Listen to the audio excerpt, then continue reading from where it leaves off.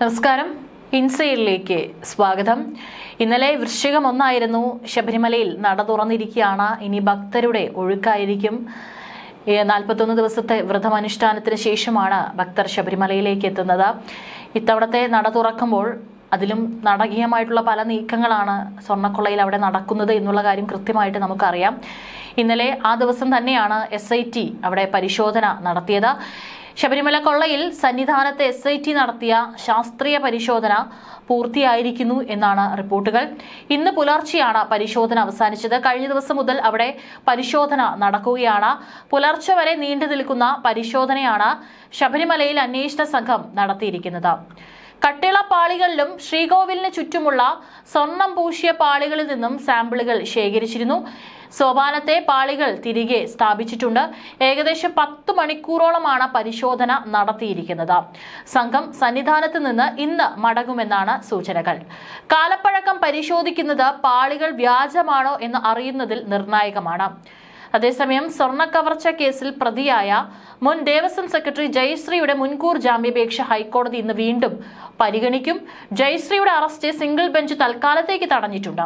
സ്വർണ്ണക്കൊള്ളയിൽ പങ്കില്ലെന്നും മേലുദ്യോഗസ്ഥ നിർദ്ദേശമനുസരിച്ച് ഫയലിൽ ഒപ്പിടുക മാത്രമാണ് ചെയ്തെന്നുമാണ് ഹർജിയിലെ പ്രധാന വാദം. ആരോഗ്യ പ്രശ്നങ്ങളെ തുടർന്ന് ചികിത്സയിലാണെന്നും ജാമ്യം അനുവദിക്കണമെന്നുമാണ് ആവശ്യം. സ്വർണ്ണക്കൊള്ളയിൽ ശാസ്ത്രീയ പരിശോധനയ്ക്കായി പ്രത്യേക അന്വേഷണ സംഘം ശബരിമല സന്നിധാനത്തെ പാളികളിലെ സ്വർണ്ണ സാമ്പിളുകൾ ശേഖരിച്ചിട്ടുണ്ട്. 1998 വിജയ് മല്യയുടെ UB ഗ്രൂപ്പ് സ്വർണം പൊതിഞ്ഞു നൽകിയതും അതിനുശേഷം 2019 ഉണ്ണികൃഷ്ണൻ പോറ്റിയെ കൊണ്ട് സ്വർണം പൂഷിച്ചതും തമ്മിലുള്ള വ്യത്യാസം കണ്ടെത്തുകയാണ് പരിശോധനയുടെ ഏറ്റവും പ്രധാന ലക്ഷ്യം. സ്വർണ്ണക്കേസിൽ കുറ്റക്കാർക്കെതിരെ ശക്തമായ തെളിവുകൾ ശേഖരിക്കാനാണ് ഹൈക്കോടതിയുടെ നിർദ്ദേശപ്രകാരം സാമ്പിൾ ശേഖരിച്ചത്. അതാണ് ഈ കേസിൽ ഏറ്റവും നിർണായകമായിരിക്കുന്നത്. പരിശോധനയുടെ ഫലം പ്രത്യേക സംഘം കോടതിയെ അറിയിക്കും. ഇന്നലെ ഉച്ചപൂജയ്ക്ക് തന്ത്രി കണ്ഠര് മഹേഷ് മോഹനരുടെ കാർമ്മികത്വത്തിൽ ദേവന്റെ അനുജ്ഞ വാങ്ങിയായിരുന്നു തുടക്കം.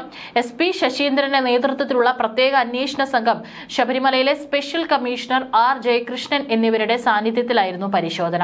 സ്വർണം, ചെമ്പ് എന്നിവയുടെ മൂല്യവും കാലപ്പഴക്കവും തിരിച്ചറിയാൻ വിദഗ്ധൻ അനു അനന്തനെയും എത്തിച്ചിരുന്നു. ശ്രീകോവിലിന്റെ തെക്ക് പടിഞ്ഞാറ് വശത്തെ മൂലയിലുള്ള സ്വർണ്ണപ്പാളി ആദ്യം ഇളക്കിയെടുത്തു. പിന്നീട് 3 മൂലയിലെയും കൂടി ഇളക്കി. 1998 വിജയ് മല്യയുടെ UB ഗ്രൂപ്പ് ശ്രീകോവിലിൽ സ്വർണം പൊതിഞ്ഞതിന്റെ സാമ്പിൾ ശേഖരിക്കാനായിരുന്നു ഇത്. പിന്നീട് 2019 ഘടിപ്പിച്ച കട്ടിളപ്പാളി ഇളക്കിയെടുത്ത് തൂക്കം നോക്കി. കേസിൽ ഉൾപ്പെട്ട ഭാഗത്തിന്റെ വിസ്തീർണം പ്രത്യേകം രേഖപ്പെടുത്തി. ദ്വാരപാലക ശില്പങ്ങളിലെയും കട്ടിളയിലെയും ചെമ്പുപാളികളുടെയും സാമ്പിൾ ശേഖരിച്ചു. ഉണ്ണികൃഷ്ണൻ പോറ്റി സ്വർണം പൂശി നൽകിയ ദ്വാരപാലക ശില്പത്തിലെ പീഠമാണ് പരിശോധനയ്ക്കായി അഴിച്ചെടുത്തത്. ഓരോ ഭാഗം അഴിക്കുമ്പോഴും പോലീസ് ഫോട്ടോഗ്രാഫർ അതിന്റെ ചിത്രങ്ങൾ എടുത്തിട്ടുണ്ട്. ലീഗൽ മെട്രോളജി ഉദ്യോഗസ്ഥരാണ് ഇവയുടെ തൂക്കം പരിശോധിച്ച് രേഖപ്പെടുത്തിയ ശേഷം ശാസ്ത്രീയ പരിശോധനയ്ക്കായി എക്സിക്യൂട്ടീവ് ഓഫീസിന് സമീപം ദേവസ്വം ബോർഡ് പ്രസിഡന്റിന്റെയും അംഗങ്ങളുടെയും മുറിയിലാണ് ശാസ്ത്രീയ പരിശോധനയ്ക്കുള്ള ലാബ് ക്രമീകരിച്ചിരുന്നത്. ശേഖരിച്ച സാമ്പിളുകൾ physical, chemical, spectroscopic analysis, micro structure തുടങ്ങിയ പരിശോധനകൾക്ക് വിധേയമാക്കി. സ്വർണത്തിന്റെ കാലപ്പഴക്കവും ശുദ്ധിയും കണ്ടെത്തുകയാണ് പരിശോധനയുടെ പ്രധാന ലക്ഷ്യം. അതിനുശേഷം അന്വേഷണത്തിന്റെ ഭാഗമായി ഇളക്കിയെടുത്ത് പരിശോധിച്ച സ്വർണ്ണപ്പാളികൾ തിരികെ സ്ഥാപിച്ചിട്ടുണ്ടായിരുന്നു. സന്നിധാനത്ത് നിന്ന് പ്രത്യേക അന്വേഷണ സംഘം അഴിച്ചെടുത്ത സ്വർണ്ണപ്പാളികളാണ് പുനഃസ്ഥാപിച്ചത്. ശാസ്ത്രീയ പരിശോധനയ്ക്കായി ഇന്നലെയാണ് പാളികൾ അന്വേഷണ സംഘം അഴിച്ചെടുത്തത്. അതേസമയം SIT ഇന്ന് സന്നിധാനത്ത് നിന്ന് മടങ്ങും. ശാസ്ത്രീയ പരിശോധനയ്ക്കായി ശ്രീകോവിലിൽ സ്ഥാപിച്ചിട്ടുള്ള സ്വർണ്ണപാളികളിൽ നിന്നെല്ലാം സാമ്പിളുകൾ ശേഖരിച്ച് പരിശോധിച്ചതിന് ശേഷമാണ് SIT സന്നിധാനത്ത് നിന്ന് ഇന്ന് മടങ്ങുന്നത്. ഹൈക്കോടതിയുടെ നിർദ്ദേശത്തെ തുടർന്ന് താന്ത്രിക അനുമതിയോടെയായിരുന്നു പരിശോധന. ദ്വാരപാലക പാളികൾ, കട്ടിളപ്പാളി, ശ്രീകോവിലിന്റെ ചുവരിലെ തൂണുകൾ എന്നിവയാണ് ഇളക്കിയെടുത്ത് പരിശോധിച്ചത്. 1998 സ്വർണം പൊതിഞ്ഞ ഉരുപ്പടികളും പരിശോധിച്ചിരുന്നു. അതേസമയം ശബരിമല സ്വർണ്ണക്കൊള്ള കേസിൽ മുൻ Thiruvithamkoor Devaswom board president N വാസുവിനെതിരെയും ഒരു വകുപ്പ് കൂടി ചുമത്തിയിരുന്നു. അഴിമതി നിരോധന നിയമപ്രകാരമുള്ള വകുപ്പാണ് ചേർത്തത്. കട്ടിളപ്പാളി കേസിലാണ് ഈ വകുപ്പ് ചേർത്തത്. ഉണ്ണികൃഷ്ണൻ പോറ്റി ഒഴികെയുള്ളവർക്ക് ഈ വകുപ്പ് ബാധകമാണ്. ദ്വാരപാലക കേസിലും ഈ വകുപ്പ് ചേർക്കാൻ ആലോചനയുണ്ട്. വാസുവിനെതിരായ കേസ് കൊല്ലത്തെ വിജിലൻസ് കോടതിയിലേക്ക് മാറ്റിയേക്കും. കേസിൽ മുൻ Thiruvithamkoor Devaswom board president A പത്മകുമാറിനെ കസ്റ്റഡിയിലെടുത്ത് ചോദ്യം ചെയ്യാനുള്ള നീക്കവും പ്രത്യേക അന്വേഷണ സംഘം ആലോചിക്കുന്നുണ്ട്. ചോദ്യം ചെയ്യലിന് ഹാജരാകാൻ ആവശ്യപ്പെട്ടാണ് നോട്ടീസ് നൽകിയിട്ടും ഹാജരാകാത്തതിനെ തുടർന്നാണ് ഇത്തരമൊരു നീക്കത്തെക്കുറിച്ച് അന്വേഷണ സംഘം ആലോചിക്കുന്നത്. കേസിൽ ഉണ്ണികൃഷ്ണൻ പോറ്റിക്ക് പുറമെ ദേവസ്വം ബോർഡ് മുൻ കമ്മീഷണറും മുൻ പ്രസിഡന്റുമായ എൻ വാസു, മുൻ അഡ്മിനിസ്ട്രേറ്റീവ് ഓഫീസർ മുരാരി ബാബു, മുൻ എക്സിക്യൂട്ടീവ് ഓഫീസർ സുധീഷ് കുമാർ എന്നിവർ റിമാൻഡിലാണ്. മറ്റു പ്രതികളെ ഇതുവരെ അറസ്റ്റ് ചെയ്തിട്ടില്ല. ശാസ്ത്രീയ തെളിവുകളുടെ അടിസ്ഥാനത്തിലാകും ഇനിയുള്ള പ്രതികളെ പ്രത്യേക സംഘം ചോദ്യം ചെയ്യുക. ശബരിമല സ്വർണ്ണക്കൊള്ള കേസിലെ 6ാം പ്രതിയും മുൻ അഡ്മിനിസ്ട്രേറ്റീവ് ഓഫീസറുമായ ചെമ്പഴന്തി സ്വദേശി എസ് ശ്രീകുമാർ നൽകിയ മുൻകൂർ ജാമ്യാപേക്ഷയിലും ഹൈക്കോടതി സർക്കാരിന്റെ വിശദീകരണം തേടി. ദ്വാരപാലക ശില്പങ്ങളിലെ സ്വർണ്ണപ്പാളികൾ അറ്റകുറ്റപ്പണിക്കായി 1ാം പ്രതി ഉണ്ണികൃഷ്ണൻ പോറ്റിക്ക് കൈമാറിയതുമായി ബന്ധപ്പെട്ട 2019 ജൂലൈ 19ലെയും 20ലെയും മഹസറിൽ ഒപ്പുവെച്ച ഉദ്യോഗസ്ഥരിൽ ഒരാളെന്ന നിലയിലാണ് ശ്രീകുമാറിനെ പ്രതി ചേർത്തത്. മേലുദ്യോഗസ്ഥരുടെ നിർദ്ദേശപ്രകാരം സ്വർണ്ണപ്പാളികൾ തിരിച്ചെത്തിയപ്പോൾ മഹസറുകളിൽ സാക്ഷിയായി ഒപ്പിടുകയായിരുന്നുവെന്നും ഹർജിയിൽ അറിയിച്ചു. തിരുവനന്തപുരം പ്രിൻസിപ്പൽ ജില്ലാ കോടതി മുൻകൂർ ജാമ്യം നിഷേധിച്ചതിനെ തുടർന്നാണ് ഹൈക്കോടതിയെ സമീപിച്ചത്. ഹർജി ഡിസംബർ 1 വീണ്ടും പരിഗണിക്കും.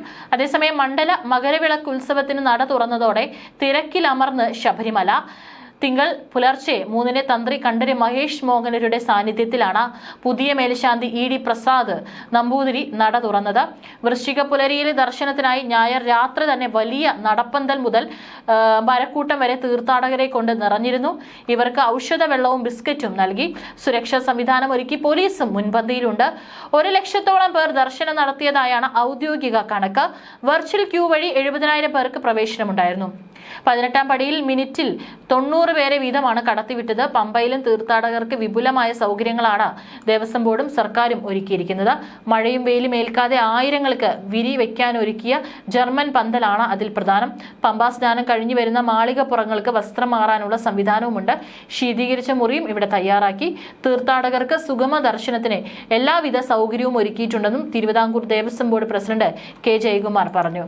സുരക്ഷയും ശുചിത്വവും സുതാര്യതയും ഉറപ്പാക്കിയിട്ടുണ്ടെന്നും അദ്ദേഹം അറിയിച്ചു. കാനനപാതകളും തുറന്നിട്ടുണ്ട്. എരുമേലിയിൽ നിന്ന് അഴുത, കരിമല വഴിയും വണ്ടിപ്പെരിയാർ സത്രത്തിൽ നിന്ന് പുല്ലുമേട് വഴിയുള്ള കാനനപാതകളാണ് തീർത്ഥാടകർക്കായി തിങ്കളാഴ്ച തുറന്നു കൊടുത്തത്. പുല്ലുമേട് വഴി രാവിലെ 7 മുതൽ പകൽ 1 വരെയുമാണ് തീർത്ഥാടകരെ കടത്തിവിടുക. കരിമല പാതയിൽ അഴുതക്കടവിൽ നിന്ന് പകൽ 1 വരെ മാത്രമാണ് ഇപ്പോൾ കടത്തിവിടുക. മണ്ഡല മകരവിളക്ക് സീസണിൽ ശബരിമല സന്നിധാനത്തെ പോലീസ് കൺട്രോളറായി നിയോഗിച്ച ആർ കൃഷ്ണകുമാറിനെ സ്ഥാനത്ത് നിന്ന് നീക്കിയതായി പോലീസ് മേധാവി ഹൈക്കോടതി അറിയിച്ചിരുന്നു. CBI രജിസ്റ്റർ ചെയ്ത കേസിൽ ഉൾപ്പെട്ടതിനാലാണ് ഇദ്ദേഹത്തെ നീക്കിയത്. ഏതായാലും മണ്ഡലമാസം തുടങ്ങുമ്പോഴും അന്വേഷണം അവിടെ നടക്കുകയാണ്. എത്രയും വേഗം തന്നെ ഇതിനു പിന്നിലുള്ള സത്യങ്ങൾ പുറത്തു കൊണ്ടുവരണം എന്ന് തന്നെയാണ് SITയും ഹൈക്കോടതി നിർദ്ദേശിച്ചിരിക്കുന്നത്. അതിനനുസരിച്ചിട്ടുള്ള അന്വേഷണമാണ് അവിടെ പുരോഗമിക്കുന്നത്.